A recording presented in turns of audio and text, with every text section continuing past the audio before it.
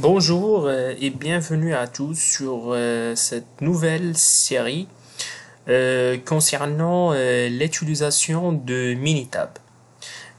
Sur la vidéo d'aujourd'hui, je vous montre comment on va calculer la capacité CP et CPK en utilisant le logiciel Minitab. Avant de commencer la simulation sur Minitab, j'aimerais bien, je vous recommande d'aller voir les vidéos sur ma chaîne YouTube pour savoir comment on va calculer la capacité CP et CPK mathématiquement. Donc c'est très simple, ma chaîne s'appelle Rachid Addaoudi, donc vous devez aller sur les vidéos. Et après, il y a deux types de vidéos que vous devez voir avant.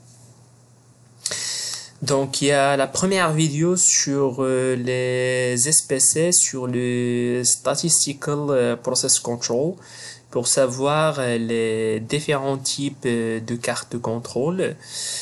Et ensuite, la deuxième vidéo, c'est celui-là, c'est analyse de capacité CP et CPK, pour savoir exactement comment on calcule la capacité mathématiquement.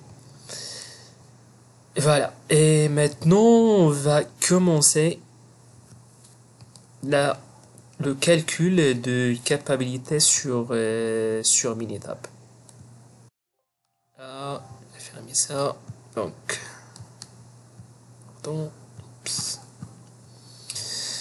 on doit cliquer sur le logiciel Minitab. Voilà. On a un tableau ici.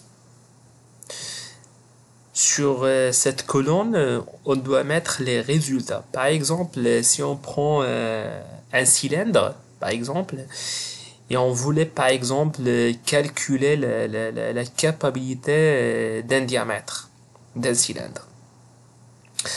On doit mettre ici le nom des mesures qu'on doit faire, par exemple diamètre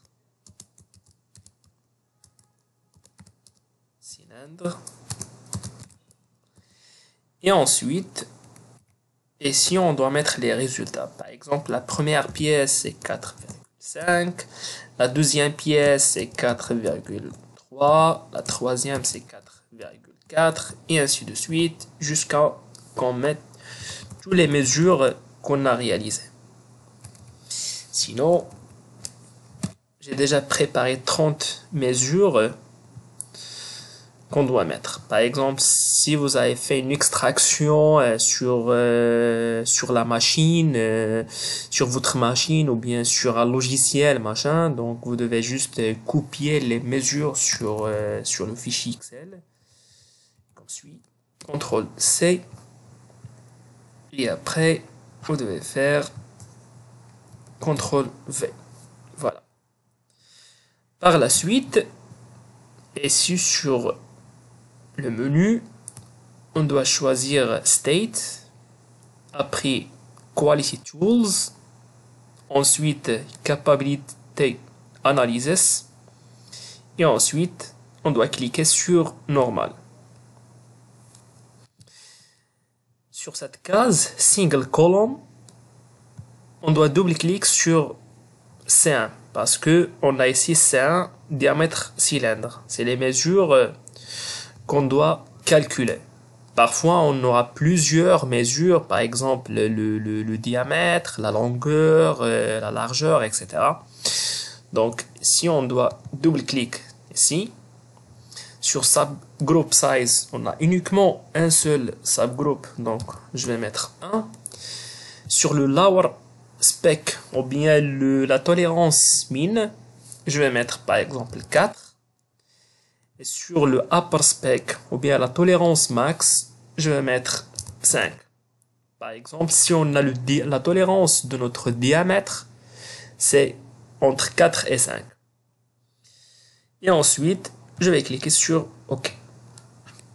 Et voilà les résultats. J'ai des mesures qui sont centrées selon la courbe de la loi normale, c'est clair. J'ai le CPK qui est de 1,75 et j'ai le PPK qui est de 1,86. Donc, selon les mesures et selon la courbe et selon le CPK, notre mesure ou bien notre process, elle est capable. Selon le AIHG, si on prend 1,33 ou bien 1,67. Ça dépend à la caractéristique qu'on mesure. Je vais faire un autre exemple. Si on a une autre série de pièces, exemple diamètre, cylindre 2, j'ai d'autres mesures que j'ai déjà préparées. Voilà, CTRL C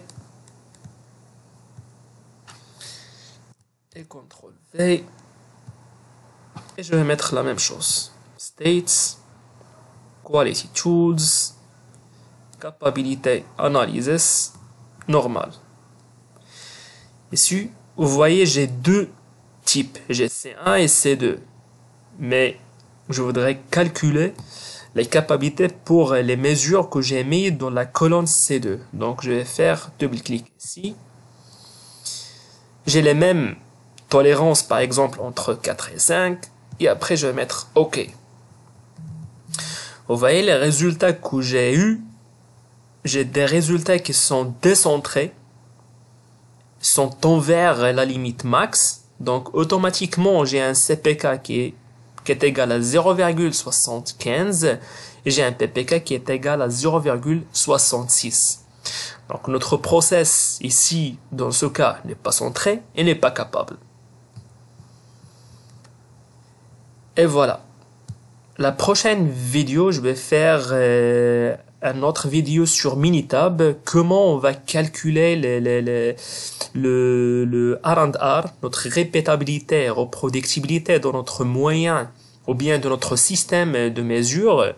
Et je vais faire aussi ensuite une autre vidéo sur les cartes de contrôle. Merci et à bientôt.